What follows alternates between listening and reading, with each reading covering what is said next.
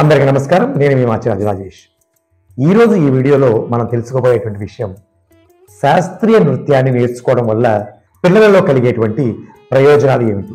సాధారణంగా నేటి కాలంలో పుట్టినటువంటి ప్రతి చిన్నారి కూడా చదువులను చదివేందుకు పాఠశాలలకు వెళ్ళటం సహజమని.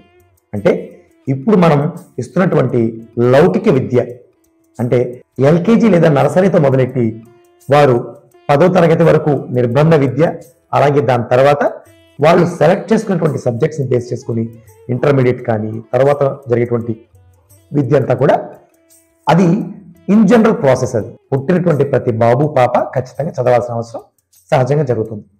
ఇది లౌకిక విద్య. దీనితో పాటు నేర్చుకునేటువంటి ఈ కళ ఏది నేర్చుకున్నా సరే అది ఖచ్చితంగా వారికి ఉపయోగపడుతుంది. భారతదేశం అనేది లలిత కళలకి పుట్టినిల్లు. లలిత కళలు మాత్రమే కాదు, భారతదేశంలో పురాతన కాలం నుంచి కూడా చతుషష్ట కళలు అని చెప్పని గుర్తించి ఒక 64 కళలను గుర్తించి ఎన్నో యుగాలుగా వాటిని ఆదరిస్తున్నటువంటి చరిత్ర మనకున్నది. అటువంటి ఈ 64 కళల్లో కూడా ఉన్నతమైనవిగా 5 లలిత కళలను గుర్తించారు. అవే సంగీతం, శిల్పం, సాహిత్యం, చిత్రలేఖనం మరియు నృత్యం. ఈ 5ంటిని తనలో పొందుపరుచుకున్నటువంటి మన నాట్య కళ అనేది సమాహార కళగా ఉంది. ఈ సమాహార కళగా ఉన్నటువంటి నాట్యము ఎన్నో రూపాలలో ఉంటుంది. అంటే జానపద నృత్యం, పాశ్చాత్య నృత్యం, అలాగే మన శాస్త్రీయ నృత్యం. శాస్త్రీయ నృత్యం నేర్చుకోవడం వల్ల చిన్నారులలో ప్రాథమికంగా జరిగేటువంటి మార్పు ఏమిటంటే శారీరక ఎదుగుదలకు బాగా ఉపయోగపడుతుంది.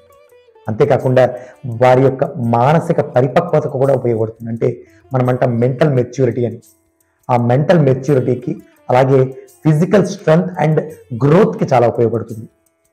మరొక ఉపయోగం ఏంటంటే వాళ్ళు చాలా ఉల్లాసంగా ఉంటారు, దీనిని ఎంతో ఆనందంగా తీసుకుంటారు.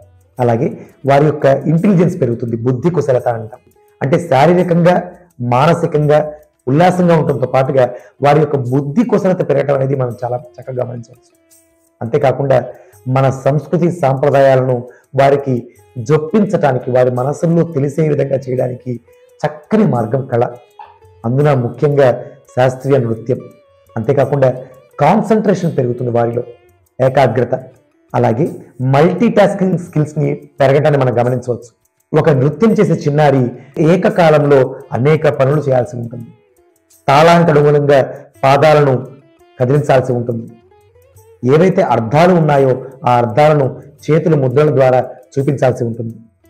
అలాగే సాహిత్య అర్థంతో పాటుగా తన యొక్క ముఖ కవళికలను కరెక్ట్గా దానికి తగినట్లుగా చేయాల్సి ఉంటుంది. ఇవన్నీ ఒకే సమయంలో చేయాలి. సో దీనివల్ల ఏమవుతుందంటే శారీరకంగా మానసికంగా వాడు స్ట్రెంగ్తెన్ అవుతారు. మల్టీ టాస్కింగ్ స్కిల్స్ వారికి పెరిగేటువంటి అవకాశం ఎక్కువగా కనిపిస్తుంది. అంతేకాకుండా ఇంకొకటి గమనించాలి మనం, ఈ కాలంలో చాలా లోన్లీగా ఉండేటువంటి పిల్లల్ని ఎక్కువ గమనిస్తున్నాం. వారు ఒంటరిగా ఉండి ఈ ఫోన్లకి ఎడిక్ట్ అయిపోతుంటారు.